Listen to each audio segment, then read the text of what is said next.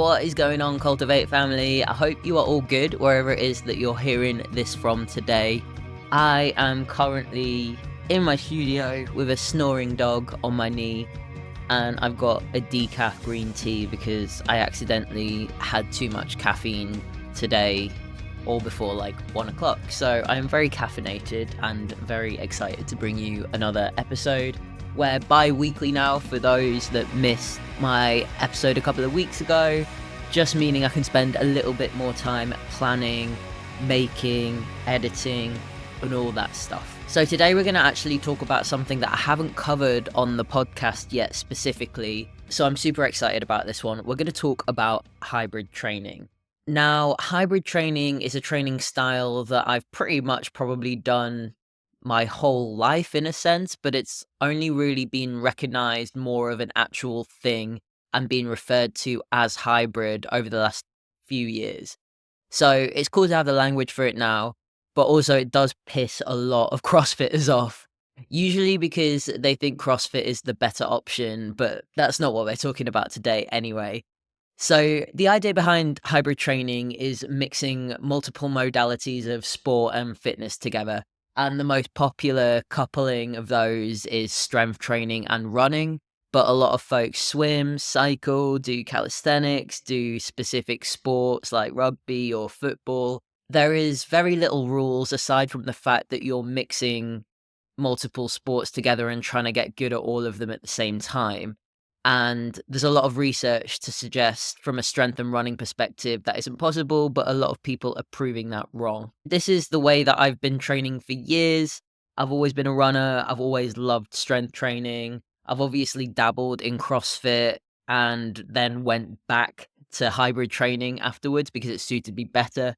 I love it so much that I'm actually launching a specific hybrid run and lift program on the 21st of October called Fast and Ferocious that I am so excited about, which is for all my family that want to strength train and run and progressively improve in both areas while still being able to maintain a good balance with their training so we don't end up injured or burnt out. So I'll put a link to that in the show notes if you want to check it out. The first block of programming is going to start on the 21st of October and I cannot bloody wait. So the other reason I really wanted to cover hybrid training after not going in depth on it much on the podcast is because I know loads of folk are interested in it, but often feel like it's quite intimidating, almost similar to getting into CrossFit or going into the weight section of the gym when you haven't before. It kind of feels like somewhere that you're not invited. So I wanted to invite everyone, even though sometimes it feels like I'm not invited. Today, we're going to go over the benefits and the drawbacks of hybrid training. We're going to go into what structures of it could look like and who it is and might not be for. So buckle up. I don't know why I'm telling you to buckle up. It's not going to be that long of an episode. So let's talk about the benefits first. One of the main benefits for me was that often with hybrid training, the goal switches from focusing on solely aesthetics more to your actual performance.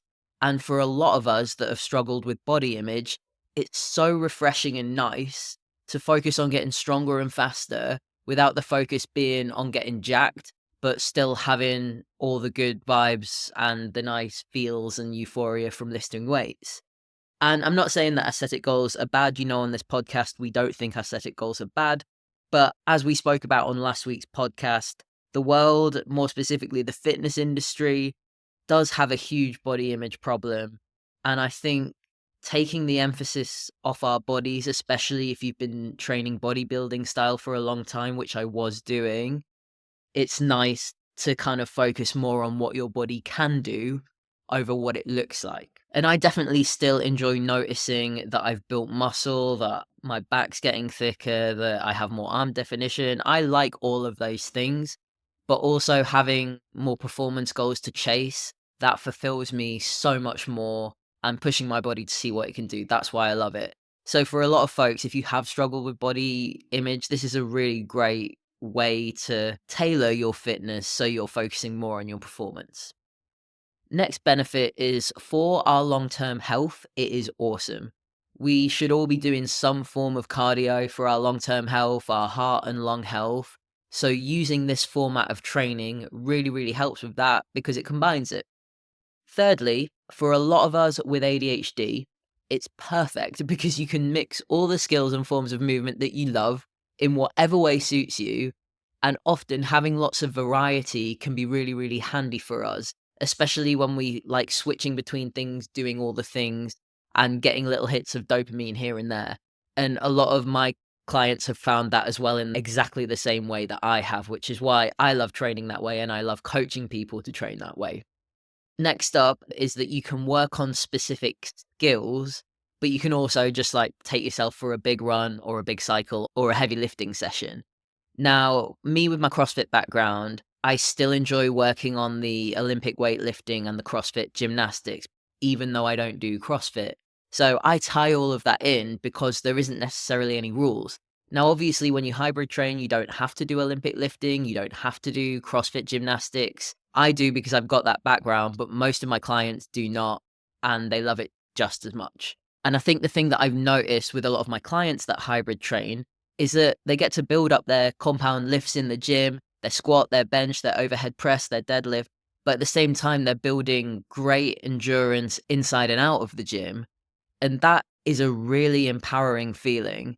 Having that functional strength, but also endurance that lends to so many other things outside of the gym as well. And as we know, I work with a lot of queer and trans folk, and feeling strong, empowered in our bodies is a really, really positive thing for us. It's a positive thing for anyone anyway, but for folks struggling with dysphoria and transitions, it's just another benefit. And I think that the final benefit is hybrid training isn't a one size fits all approach, which means it's a lot more accessible. There aren't necessarily any set rules on how you train, and it can be done anywhere. You don't need to go to a fancy box gym. You can go to your local Pure Gym or Planet Fitness or the gym group, and you can mix up the modalities however you want around it as well. But let's now talk about the drawbacks of hybrid training.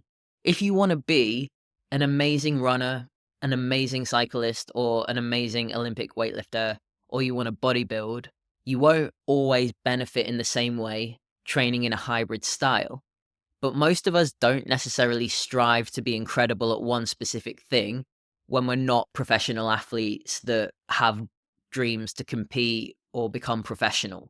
For a lot of us, working on a few different things is actually a really fun way to mix up our fitness.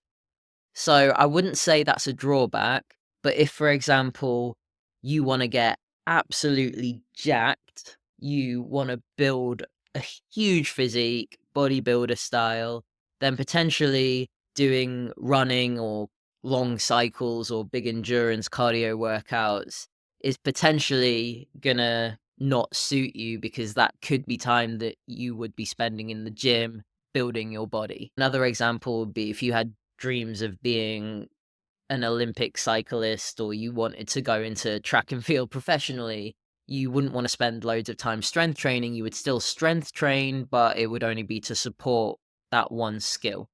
So if you want to be super, super specific at getting amazing at one thing, that would be a drawback of hybrid training for sure. The other drawback is that without the right guidance, it is very easy to end up in a pain cave of overtraining and bad recovery. Now, a big issue I see with people getting started with hybrid is that they try and do everything at once. And I was one of those people, by the way. And what happens is they end up overtraining or getting overuse injuries. Again, mistakes I have made 1,000 times over and learn from every time. And I think it's really easy to think, oh, this sounds like a really cool way to train, and then jump straight into training loads of things every day of the week with very little rest because it's new and it's exciting. However, hybrid training doesn't mean doing double days or training every single day. It means being specific and intentional with what we do, doing it with purpose, and knowing when we can push and when we might have to rest more. So listening to your body is pretty important here. And then finally, I do see hybrid training going wrong when people aren't necessarily following a program or a plan. They don't have any guidance and they don't feel confident in their ability to program workouts or balance running and strength. So maybe they turn to YouTube or TikTok and not necessarily something that's geared towards them. That's where having a good coach or a good program comes in to give you that structure and guidance. And that is exactly what I'm looking to do with the Fast and Ferocious program that I'm launching at the end of this month. It's going to be structured, it's going to be solid programming, and it's going to make sure that we don't fall into any of these holes of overtraining, overuse injuries. And then I think the final thing that I see that isn't necessarily a drawback of hybrid training, but that tends to happen when you don't have the right coach or program or guidance, is going out too fast and too far straight away with the runs when you have maybe only lifted weights in the gym, but not necessarily tried running properly before. Like, running is great, but it requires a lot of leg strength, a lot of functional leg strength.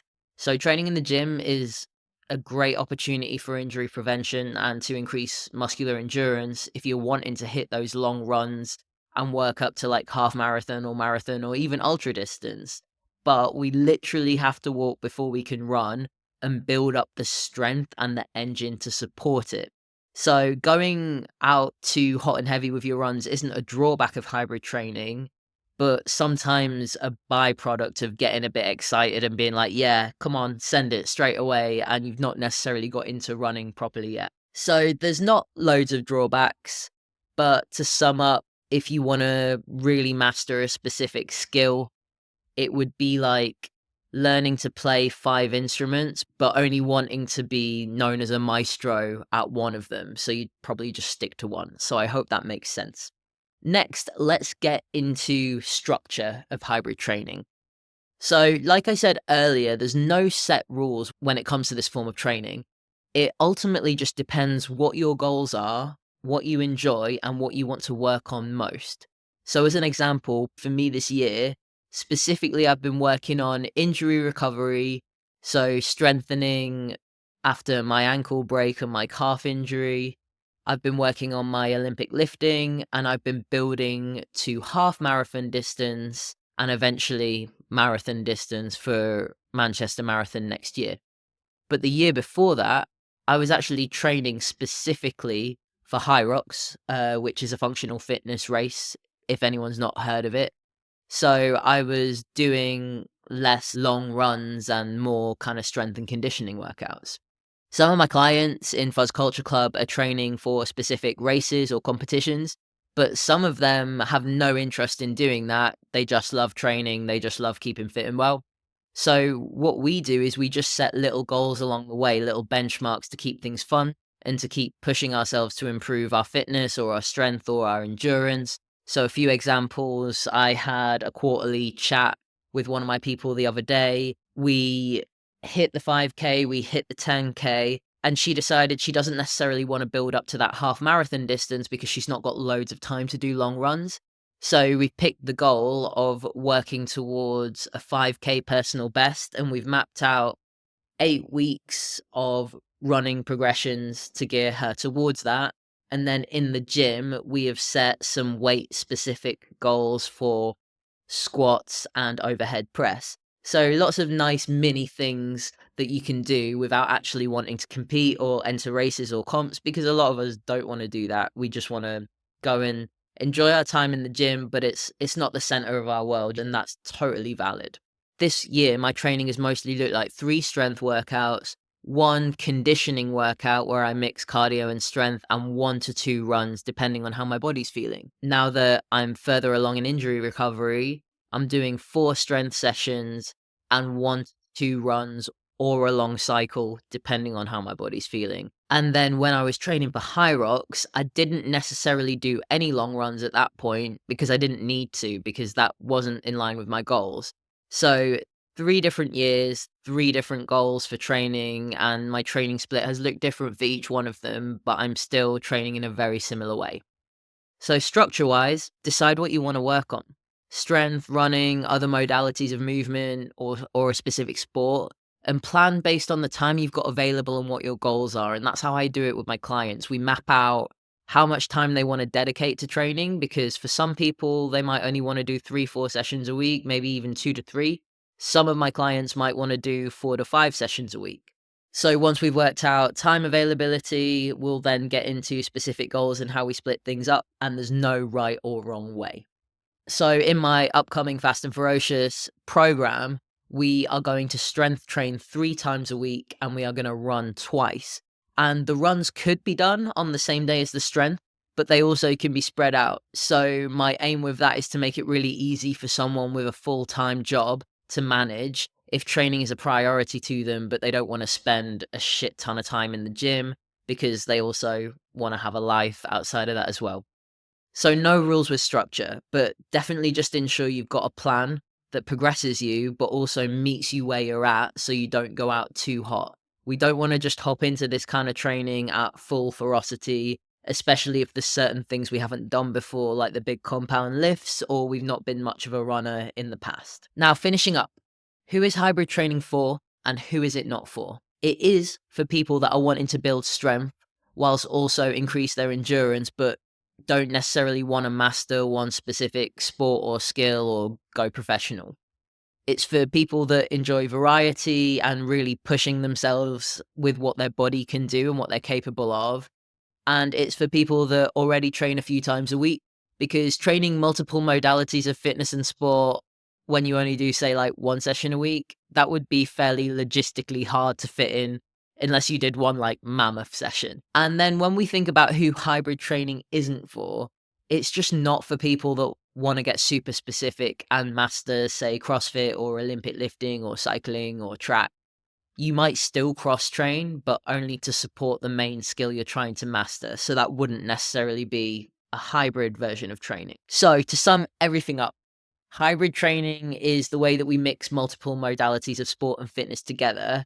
And probably the most popular variation of this is strength training and running, but some folks swim, cycle, maybe do calisthenics, maybe do sports. It's not a one size fits all, which makes it really accessible, which I think is why I love it. There aren't necessarily any set rules on how you train. It can be done anywhere. You don't need a fancy gym membership. You can even do it at home, and you can just mix up the modalities and the movements however you want around that as well. So I hope this podcast has given you a good insight into what hybrid training actually is, because it's a bit of a buzzword at the moment since whoever coined it. I can't remember what the guy's name is, but I think also that probably just shows that it's not important who coined the term. The fact is that it's a way of training that can be interpreted anyway and anyone can do it, which is awesome. So obviously throughout this episode, I've been talking about my hybrid run and lift program called Fast and Ferocious. I've mentioned that we're going to train up to 5 times a week, 3 strength and 2 runs. You also have access to DM me for any of your questions throughout. You can even add on form checks and a monthly check-in for a little bit extra per month if you want a bit more support from me. But if you already have a bunch of experience and you just want to crack on with a solid plan, you don't have to utilize me in the same way that someone might need to one-to-one. At the time of recording this, I've got 4 early bird spots left for Fast and Ferocious, which gives you 20% off the first 2 months in return for a little bit of feedback on the first block of training, but they're going really, really fast. So if you want to hop on that discount, don't hang about, finish this episode, go to the link in the show notes and apply straight away. To answer a few of the questions that I've been asked about it so far, you do need a gym membership to do my program Fast and Ferocious. And you do need a little bit of gym experience, but you don't necessarily need to be an experienced runner aside from just being able to run safely. If this sounds good, but you're not sure if it's the right fit for you based on where you're at now with your training, just send me an email or send me a DM or reply anyway, and I can advise you on that, no problem at all. It's £69 a month, or it's £99 a month if you want that add-ons. So less than the cost of an Americano a day, to finally have that structure and that balance between strength and running that you can fit into a working week and make some really solid progress.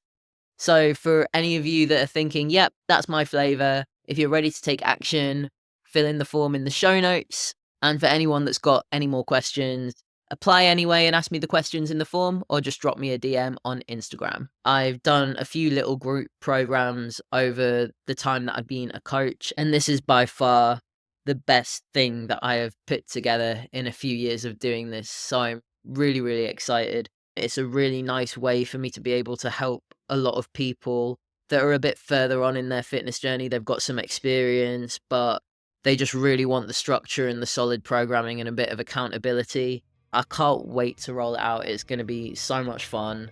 I'm just been writing the first block of training this week, and we're going to have certain focuses each block, giving you a little sneak peek. As a strength focus, we're working on squats and bench press, and as a run focus in the first block, we're going to be working on our 5k time. And that doesn't necessarily mean that you need to be able to run 5k at the beginning, but I will have you running 5k by the end. Alright, take it easy, Cultivate family. That is me out. Bye!